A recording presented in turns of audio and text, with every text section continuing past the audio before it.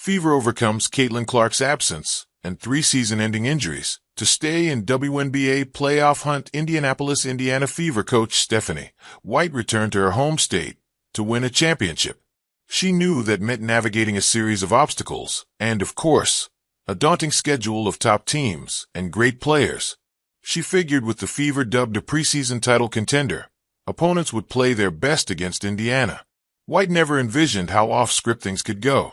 An injured right groin and subsequent bone bruise suffered while recovering have kept 2-time All-Star guard Caitlin Clark out since July 15th, and there's still no timetable for her return.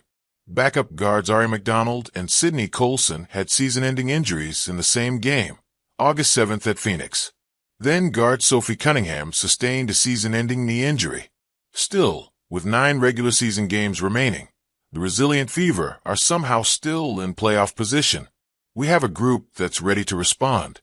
There's a difference in reacting to situations and responding to situations, and this group responds, and that fuels us. White said, "You've got 2 options, right? You can fight or you can fold, and we aren't folding." Clark previously missed time with 2 different muscle injuries, and the Fever didn't give in then either.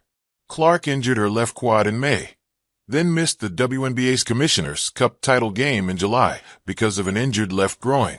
The Fever still beat Minnesota 74-59.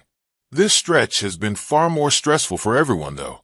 Instead of leaning on the experience and depth team executives added during the offseason, White finds herself juggling lineups, managing roster moves, and reteaching Indiana's playbook.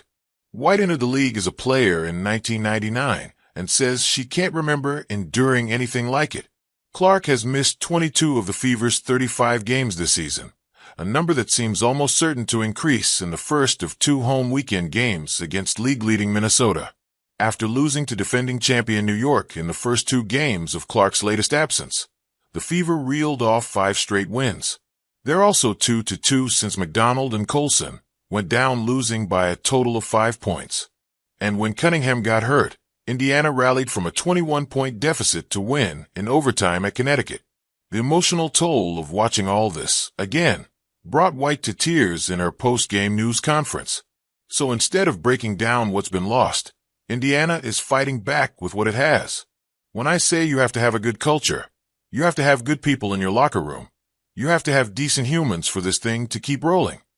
All-Star guard Kelsey Mitchell said, "I think when people have bad days and bad things happen, I think you have to lean on internal relationships with one another to make it not feel so horrible."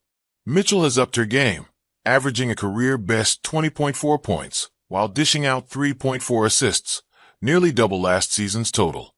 All-Star center Aaliyah Boston has improved her passing this season and has teamed up with forward Natasha Howard to give the Fever a stronger inside presence.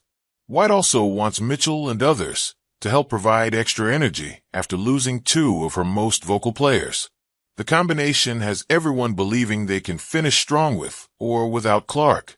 I think it's easy to give up.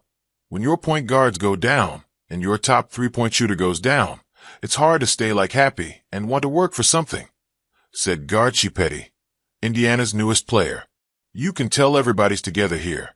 They still want to fight. They still know we have a chance to make the playoffs. Nobody has given up. White wouldn't expect anything less. I told the team at halftime Sunday, "We've been dealt a crappy hand, and we've got to play it," she said. "They have been so connected, they have stayed together, and they have found a way, and because of that, it's put us in position to win ball games, and we're going to continue to battle."